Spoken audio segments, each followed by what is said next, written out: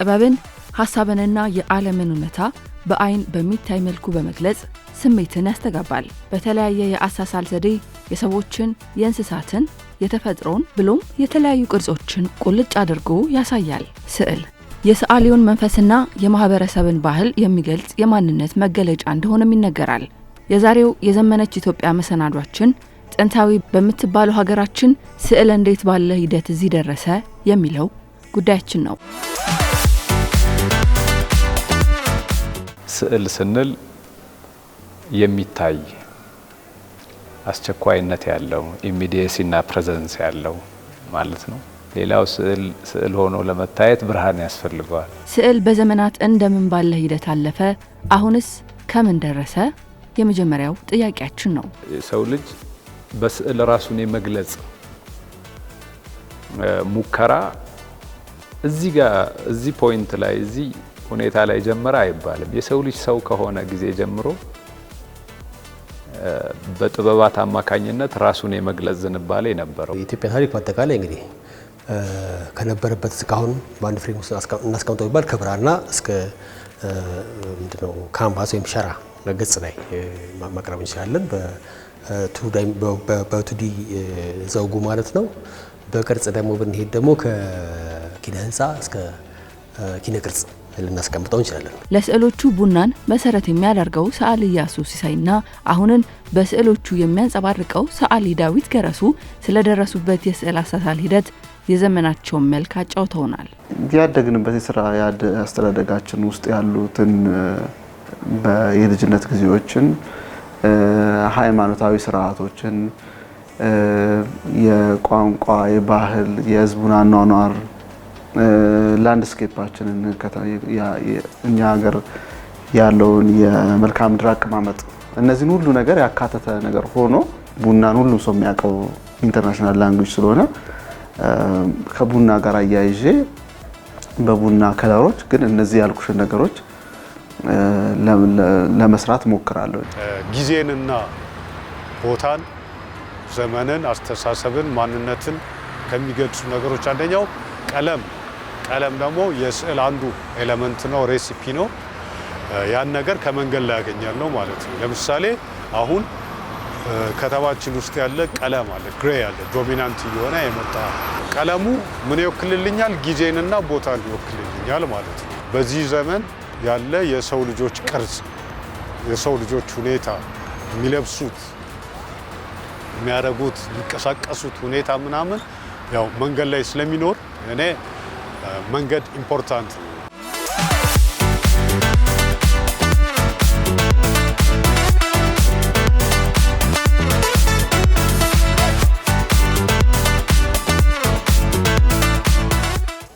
ስዕልን ስናነሳ ጥንታዊነቱንም አብረን አያይዘን እናነሳለን። በቀደመው ጊዜ የነበሩ ሰዎች ስዕልን ለመስራት እንደ መሰርሰር፣ መቆርቆርና ሌሎች መሰል ዘዴዎችን ይጠቀሙ ነበረ፣ ከዋሻ ላይ ከመሳል ጀምሮ ማለት ነው። ይህንን ስናነሳ ስዕል ለሰው ልጆች እጅግ በጣም የቀረበ ጥበብ ነው ማለት እንችላለን። በስዕል ጥበብ በኪነ ቅብ ብቻ ሳይሆን በቅርጽ በኪነ ቅርጽ ላይ የተመሰረተ ስካልፕቸር ወይም ሶስት አውታረ መጠን የምንለው እኛ ስራዎች በየቦታው ይገኛሉ። በኢትዮጵያም ውስጥ በመዳብና በነሐስ ሰሌዳ ላይ ቆርቁሮ ስዕል የመስራት ልምምድ ነበረ፣ ድንጋይ ላይ ብቻ አይደለም። ዘመኑ እንዲህ እንዳሁኑ ባልተራቀቀበት እንደ ልብ የስዕል መስሪያዎች በሌሉበት ስዕልን ለመስራት የተለያዩ ዘዴዎች ጥቅም ላይ ይውሉ ነበር። ቀለማት መቀመም፣ ማደባለቅ። አንዳንዶቹ ቀለማት በተለይ ቫይብራንት የሆኑት ሃይ ፍሪኩዌንሲ ያላቸው ቀለማት በቆየው ዘመን ብዙ አይታወቁም። ደብዘዝ ያሉ በቀላሉ አፈር፣ አመድ፣ የሚታወቁ አበቦች፣ ገብስ ቆልቶ አቃጥሎ ዘፍዝፎ ረጅም ዘመን አቆይቶ እሱን የመጠቀም እንደዚህ ስለሆነ ብዙ ጊዜ ደበብ ያሉ ቀለማት በቆየው ዘመን ነበሩ። ቢጫና ቀይ ያሉ ቀለሞችን ለምሳሌ ከአፈር፣ ከድንጋይ፣ ከተለያዩ ድንጋዮች በመፍጨት እሱን በዱቄት መንገድ በማዘጋጀት የቀለም ዝግጅት ያደርጉ ነበር። ለምሳሌ እንደ ጥቁር ያለው ነገር ከጥላሸት ከወይራና ከመሳሰሉት እጽዋቶች እንደዚሁ የማዘጋጀት ጉዳይ ነበር። ጊዜን ተቋቁሞ እርጥበትና ሙቀትን ተቋቁሞ እንዲዘልቅ ደግሞ የእንቁላል አስኳል ከተለያዩ እጽዋቶች የሚገኙ በተለይ ከትልልቅ ዛፎች የሚገኙ እንደ ሙጫ ያሉ ገም የሆኑ ነገሮች እነሱን መጠቀም አይነት ነገሮችን እንትን ያደርጉ ነበር። የሚሰሩበት ገጽ ደግሞ ብራና ከመሆኑ አንፃር የጥጃ በተለይ የጥጃ ቆዳ ላይ በሱ ላይ ይሰራ ነበር። በደንብ ትሪት ለማድረግ የተመቸ ስለሆነ የገረራ አይደለም እንደ ወይፈኑ እንደ በሬው።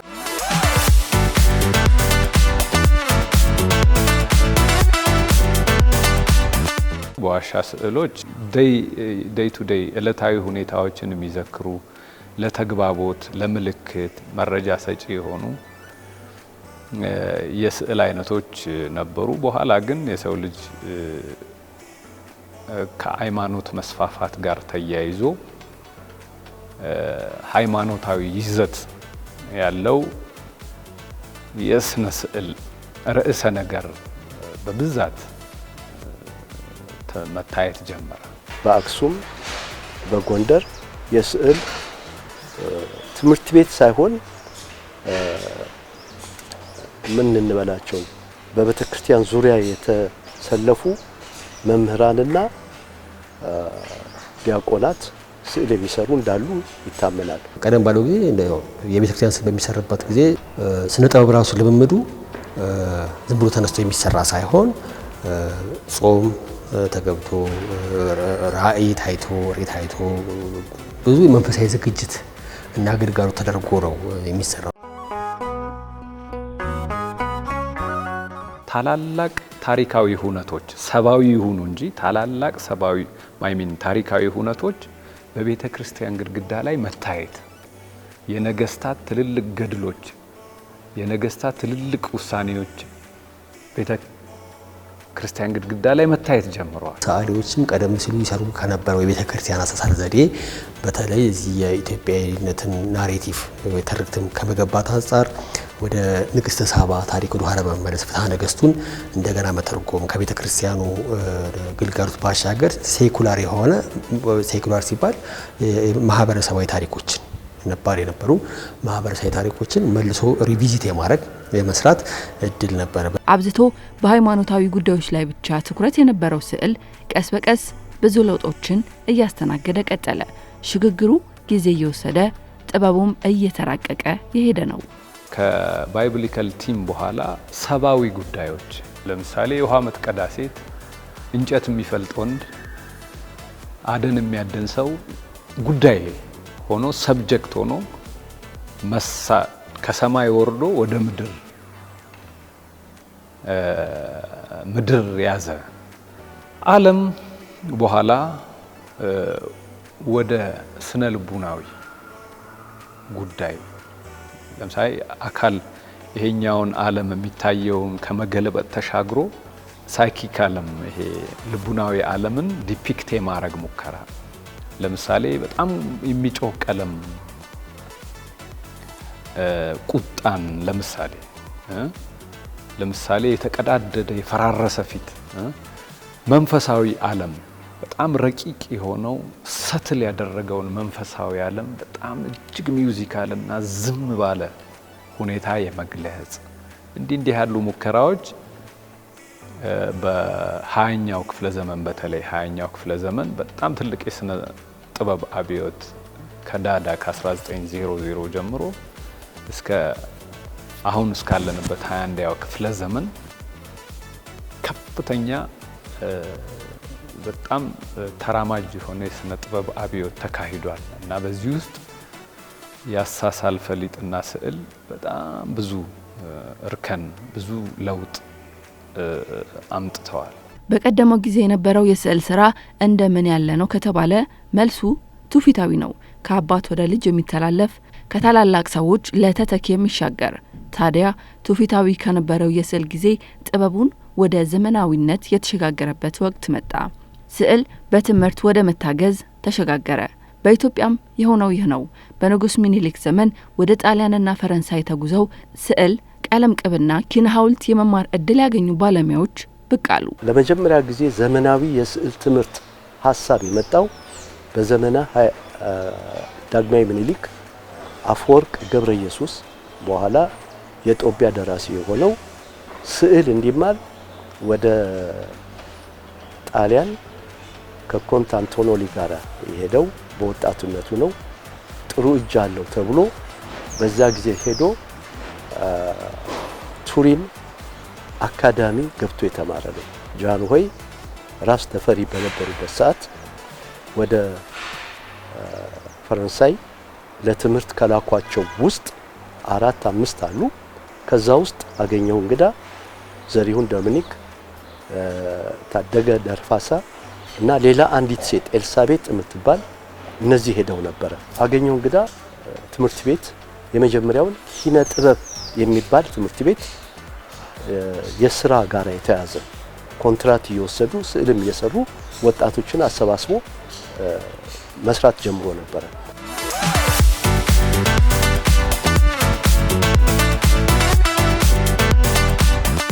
ሶስተኛው ዙር 1940 ዓመተ ምህረት ወደ እንግሊዝ ሀገር የሄዱት አፈወርቅ ተክሌ፣ 1942 ዓመተ ምህረት ደግሞ ወደ አሜሪካን የሄዱት አቶ አለፈለገ ሰላም ሰዓሊ ወጣቶቹ እና ሌሎች የሄዱበት ጊዜ ነው። ሰዓሊያኑ ከአውሮፓ መልስ የስነ ጥበብ ስራዎችን ከፍ ለማድረግ በራሳቸው ተነሳሽነት የተለያዩ ጥረቶችን ሲያደርጉ የነበረ ቢሆንም የስነ ጥበብ ትምህርት በተቋም ደረጃ እንዲደራጅ ከፍተኛ ሚና የተጫወቱት ግን አለፈለገ ሰላም ናቸው። አለፈለገ ሰላም ጥንታዊ የሚባለውን የኢትዮጵያን የአሳሳል ዘዴ በትምህርት በታገዘ መልኩ እንዲሻሻል ፍላጎት ነበራቸው። ይህንን ፍላጎታቸውን እንዲሁ ወደ ተግባር የቀየሩ ሰው ናቸው። በዚህም ዘመናዊነትን በስዕል በኩል ወደ ኢትዮጵያ እንዲመጣ የበኩላቸውን አስተዋጽኦ ያደረጉም ሰው ናቸው። ተመልካቾች የምንገኘው የአለ ስነ ጥበብና ዲዛይን ትምህርት ቤት ነው። አቶ አለ 1946-47 መተው 46-47 መተው በ175,000 ብር የአዲስ አበባ ስነ ጥበብ ትምህርት ቤት የመጀመሪያዋ ህንጻ ተሰራች። ጋሽ አለፈለገ ሰላም ብርታትና ህልም ከተከፈተ በኋላ በወቅቱ መጀመሪያ ትምህርቱ ሲካሄድ በውጭ ሀገር ፍቃደኞችና ጥቂት ቅጥረኞች ነበር ጉዳዩ የተጀመረው። ከዛ በፊት በእርግጥ ጋሽ አለፈለገ ሰላም በግላቸው የተለያየ ቦታ ራስ ደስታም አካባቢ አይ ቲንክ የበቀለ መኮንን ጽሁፍ ላይ ያነበብኩት ነው። እዛ አካባቢ እንቅስቃሴ ያደርጉ ነበር። ገብረ ክርስቶስ ደስታ ከጀርመን ተመርቆ መጣ። እስክንድር ቦጎሲያን ከፈረንሳይ መጣ። ሌሎች ደግሞ ታደሰ ግዛው የሚባል እሱም ኢንዱስትሪያል ዲዛይን ያጠና ከአሜሪካ መጣ። እነዚህ ሁሉ ገብተው አሁን ትምህርት ቤቱ የራሱንም መምህር ኢትዮጵያኖችንም ጭምር ይዞ የጀመረበት ሰዓት ነው። ከትምህርት ቤቱ ከመከፈት ጋር ተያይዞ ቀለምን እና ለስነ ጥበብ ግብዓት የሚሆኑ ነገሮችን ከባህላዊ ውጭ የሚያቀርብ ኢንዱስትሪ ስላልነበር ከውጭ መጡ ነበር አብረው። ስለዚህ ከዛ ጊዜ ጀምሮ ነው የመጣው ማለት እንችላለን። እሱም እንግዲህ ነባሩ እዚህ የአውሮፓ የስነ ጥበብ ስዕል የሚሰሩበት የትኛውም አይነት እስካሁን ድረስ ያለውን የቀለም የብሩሽ አጠቃላይ በዘመናዊ ስዕል ውስጥ እንግዲህ ስዕል ለመስራት የሚያገለግሉ ማቴሪያሎች ከዛ በኋላ እንግዲህ እስካሁን ድረስ አሉ ማለት እንችላለን። መንግስትም በጣም የሚደግፈው ጥበብ ነበረ። ጃንሆይ ራሳቸው እየመጡ ብዙ ጊዜ የሚያዩን የሚያበረታቱ ሊቆች የነበሩበት እንደነ ሁልጊዜ ማነሳው ገብረ ክርስቶስ አስተማሪ 5 ዓመት ነው ያስተማረኝ እና ወደ መጨረሻ አፈወርቅ የሚመጣ ነበረ። እነ ጸጋይ ገብረ መድህን ቶፕ ዲዛይነር በጣም ምርጥ ሰዓሊዎች እና ከዛ በተረፈ ደግሞ መንግስት ጥበቡን እንዲበረታታ ስለሚፈልግ ብዙ አይነት ትምህርት ለምሳሌ እንደ አናቶሚ ጥናት እንደ ስካልፕቸር ሐውልት ስራዎች ምናምን ከውጭ መጡም ነበሩ። ከብዙ አይነት ሀገር የመጡ ሰዎች ነበሩና በጣም የተበረታታ ትምህርት ቤት ነበረ።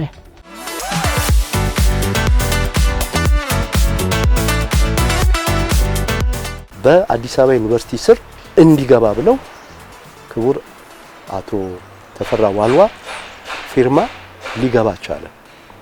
እንግዲህ እዚህ ላይ ነው ሁለተኛው ለውጥ የመጣው። የአዲስ አበባ ዩኒቨርሲቲ አካል ሆነ።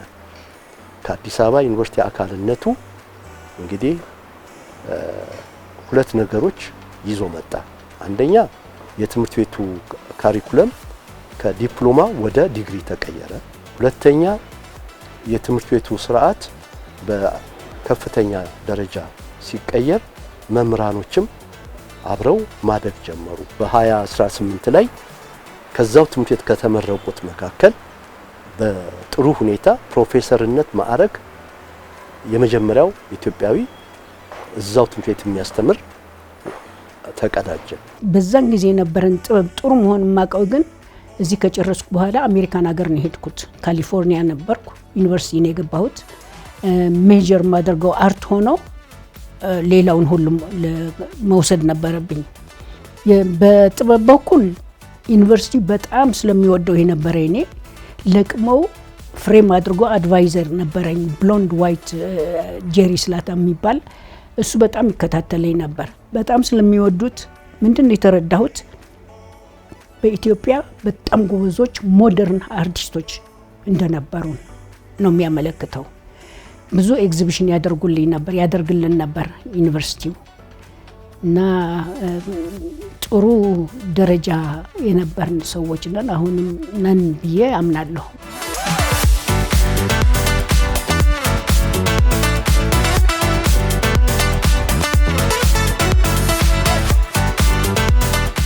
ስዕልን ስናነሳ በተለያየ ጊዜ ወቅት የነበረን ሁነትን ድርጊትን ቁልጭ አድርጎ ጥበባዊ በሆነ መልኩ ያሳያል። እኔም አንዳንድ ስዕሎችን ስመለከት የተሳለባቸውን ጊዜ በማየት እንዲሁም ስዕሉ ምንን ይገልጻል ብዬ ሳስብ ያንን ዘመን ወደ ኋላ መለስ ብዬ እንዳስታውስ የነበረበትን ሁኔታም ያስረዳኛል። በዚህም የተለያዩ ስዕሎች የተሳለባቸውን ጊዜ የተሳለባቸውን ወቅት የሚያሳዩ የዘመን ምስክር ናቸው።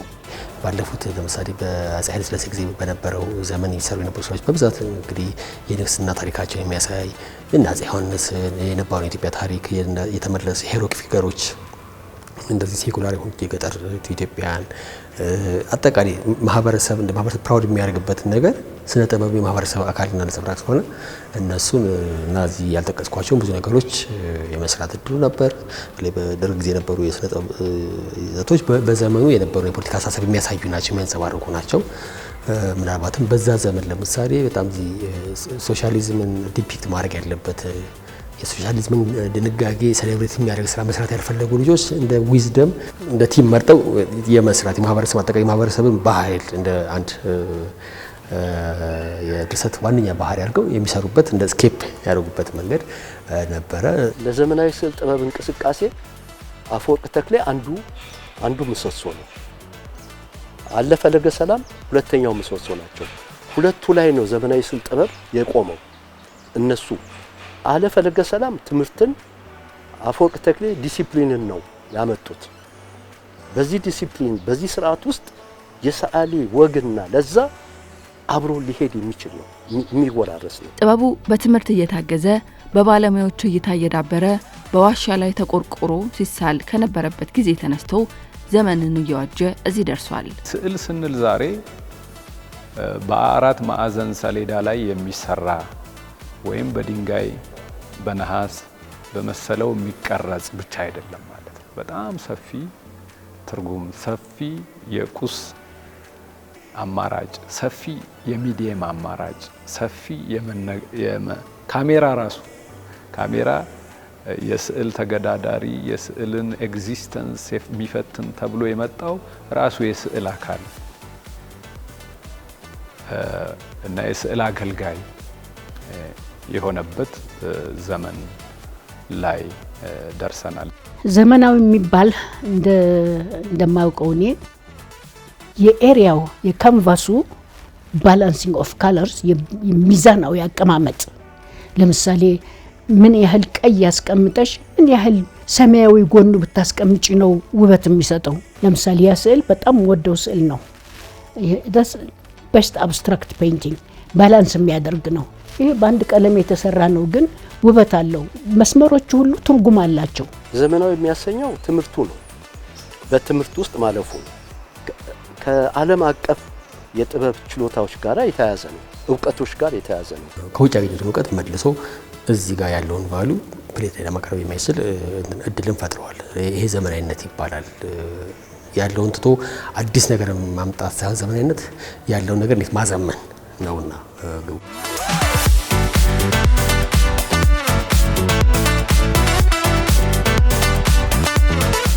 ለምሳሌ ኢምፕሬሽኒዝም፣ ኤክስፕሬሽኒዝም፣ ሱሪያሊዝም እንደዚህ እየተባለ ዳዳይዝም፣ ፋቦይዝም፣ ኮንስትራክቲቪዝም ብዙ ነው። ይሄ የ21ኛው ክፍለ ዘመን ብጠራልሽ መዓት ነው። ያንን ሀሳብ የሚያራምዱ ግሩፖች አሉ። ስኩል ኦፍ ሪያሊዝም ኢዝም የሚለውን ቃል እንቶ የእውነታ አሳሳል ምንድነው እሱ ተምሳሌታዊ አሳሳል ወይም ደግሞ ምንድነው እሱ የአብስትራክት ወይም ደግሞ ቅርጸ ዝብ የሆነ አሳሳል ዴኮራቲቭ የሆነ አሳሳል እያለን የሚመጡትን ነገሮች እንትን ማለት አለብን፣ መከራከር አለብን። እያንዳንዱ ልጅ፣ እያንዳንዱ ወጣት፣ እያንዳንዱ ሰዓሊ የራሱ ጣዕም የራሱ ፍቺ አለው። ሰዓሊ ኢያሱ ሲሳይና ዳዊት ገረሱ በዘመናቸው የኢትዮጵያ መልክ በስዕል ቋንቋ እየሰሩ ይገኛሉ። ዘመናዊነት የማስበው ዓለም በአሁን ሰዓት ትሬንዲንግ የሆነ አሁን ምን እየተካሄደ ነው? አሁን ዘመናዊነት የሚባለው ህዝቡ ምንድነው እየኖረ ያለው እንዴት ነው አስተሳሰቡ የሚለውን ነገር በስዕል ማሳየት ነው። ስለዚህ የኔ አሰራር ዘዴ ከዚህ ጋር ሳገናኘው ቋንቋችንን ባህላችንን ከሌላው ዓለም እንለይበታለን ተብሎ የሚታሰቡ ነገሮችን አኗኗራችንን የሀገሪቷን የላንድስኬፕ አቀማመጡን እና የሃይማኖታዊ ስርዓቶችን እነሱን ሁሉ ነገር ሚክስ አድርጎ ግን ለዚህ ዘመን በዋጀ መንገድ ለዚህ ዘመን ሰው በሚገባው መንገድ ግን እነዛ ያለፉትን ነገሮች ደግሞ ታሪክሽን የሃይማኖታዊ ስርዓቱን ቋንቋውን ምናምን ያለቀቀ ነገር አድርጎ ነው ግን በተሻለ ማቴሪያል በተሻለ የቀለም አቅርቦት ምናምን የምትሰሪው ማለት ነው። እኔ ደግሞ እንደ አጋጣሚ እንደ ምርጫው ሆኖ አዲስ አበባ ላይ ስለሆነ ያለሁትኝ የአዲስ አበባን ቀለም ዲግ አደርጋለሁ ማለት ነው። አሁን የአዲስ አበባን ቀለም ስፈልግ ደግሞ ለሱ የሚረዱኝ ነገሮች ይኖራሉ። እንዳልኩሽ እዚህ ጋር እንደ ሂውማን ፎርም የፊገር አስፈላጊ ነው። ከዛ ጎን ደግሞ ቀለሞች አስፈላጊ ናቸው። ሶስተኛ ፎቶግራፊ ደግሞ እነዚህ ነገሮች ኢንፎርሜሽኖችን ማለት ነው ለመሰብሰብ ይረዳኛል። ስለዚህ ፎቶግራፊ እንጠቀማለሁ ማለት ነው። እነዚህን ነገሮች ለማዋሃድ ሬሲፒዎች እነዚህን ለማዋሃድ እና ወደ አንድ ፎርም ወደ ተፈለገው ነገር ለማምጣት ወደ ተፈለገው ሐሳብና ፎርም ለማምጣት ፔንቲንግ ይኖራል። በዘመናችን የተፈጠሩ እቃዎች ቁሶች ያሉ ላይክ ወይ ሲሚንቶ ሊሆን ይችላል ወይ መስታወት ሊሆን ይችላል ወይ ጀሶ ሊሆን ይችላል ወይ ደግሞ ለሰው የተሰሩ በሰው የተሰሩ ጫማዎች ቁሶች ሊሆኑ ይችላሉ እና እነዚህ ነገሮች ሲዋሃዱ ማለት እንደየአስፈላጊነቱ ፎርም ይፈጠራል ማለት ነው። በስዕሎቻቸው ሁሉ የዘመኑን የአሳሳል ዘዴ ለስዕል የሚሆኑ መገልገያዎችን ይጠቀማሉ። በዘመናዊ እሳቤ፣ በዘመናዊ አገላለጽ፣ በዘመናዊ የስነ ጥበብ ሁኔታ ውስጥ ሌላ ማቴሪያሎችም ለሌላ ዓላማ የተሰሩ የተፈጠሩ ቁሶችንም ወደዚህ ወደ አርት ፎርሙ በማምጣት መጠቀም ይኖራል። እንግዲህ እነዚህን ስናደርግ ማለት ያው ፕሮሰሱ ላይ ክሬቲቪቲ ምቲው ወይም ደግሞ አሁን ቴክኒክ የተባባልነው ነገር ይኖራል። ብዙ አይነት የመስሪያ ዘዴዎች አሉ። ኢቭን የቀለም አማራጩ በጣም ሰፊ ነው። እንትኖቹም ላይ የሚሰሩበት ሸራዎቹ፣ የብሩሽ አይነቶቹ፣ ኢቭን ቴክኖሎጂ አሁን ኤአይ መጥቷል። የኤአይ ዘመን ነው። ስለዚህ በፊት ለመስራት ነገሮችን ለማሰላሰል ተይጅበት የነበረው ርቀት በጣም በብዙ መንገድ አቅልሎታል።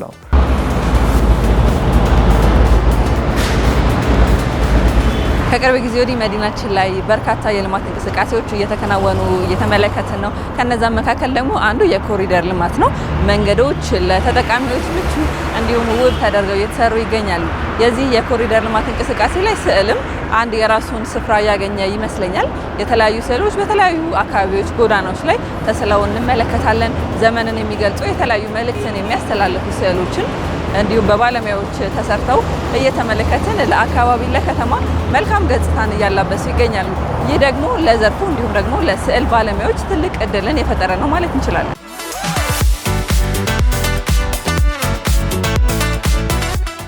በተለይ ከአዲስ አበባ የኮሪዶርና የወንዝ ዳር ልማት ጋራ የስዕል ጠቢባንን እጅ የሚፈልግበት ደረጃ ላይ ደርሷል። ይህ ደረጃ ምን ይዞ መጣ ብትይ ለሰዓሊያን የፈጠራ ለአካባቢው ውበትን እና ለእንቅስቃሴው ደግሞ ተጨማሪ ኃይል ጠየቀ። ደግሞም ጥበቡ ተወራራሽ ነውና ዓለም በሚራመድበት ደረጃ የሀገርን መልክ ይዞ መጓዝ ዘርፉን ይበልጥ ዘመነ ያስብለዋል። በዛ ዘመን የነበሩ ትልልቅ ሰዓሊያን አገራዊ ኮንቴክስት ይሰጡታል። አገራዊ ርዕሰ ነገርና አገራዊ ጉዳይ የራሳቸውን ልምምድ እየጨመሩ አውዳዊ ያረጉታል እንጂ ከዓለም የስነ ጥበብ እንቅስቃሴ የተለዩ አይደሉም። አሁንም ያሉ የኢትዮጵያ ሰዓሊያን ከዓለም የስነ ጥበብ እንቅስቃሴ እና የፍልስፍና ዝማሚያ የተነጠሉ አይደሉም።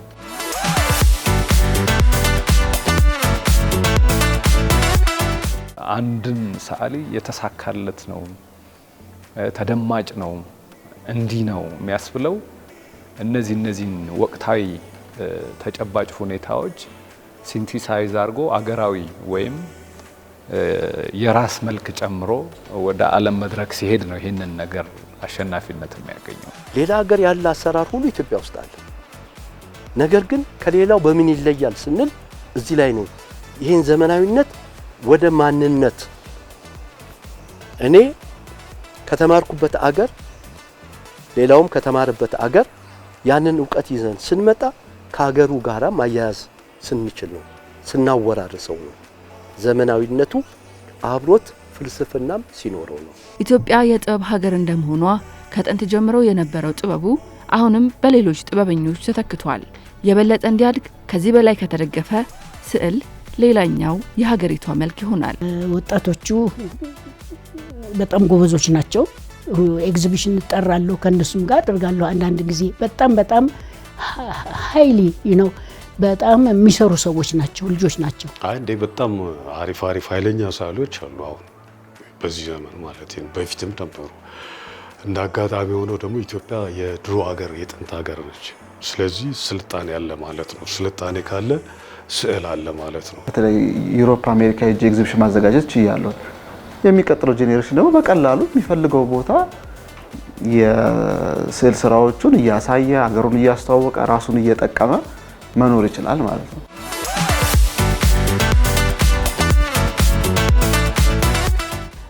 ብዙ ወጣቶች እንዳየኋቸው ግን ስሜት ያላቸው ናቸውና የጋለሪ ቢኖራቸው አሁን ጋለሪ ለምሳሌ ሊያስከፍሏቸው ይችላሉ። ግን አንድ የተማሪዎች እነዚህ አርቲስቶች የሚያሳዩበት በነፃ ትንሽ ከፍለው የሚያሳዩበት ቢኖር ቀለም አስመጪዎች መርጠው ቢያመጡ ለሀገሪቱ እድገት ሲሉ ቀለሞች ካንቫሱ ራሱ ኳሊቲ ያለው ቢሆን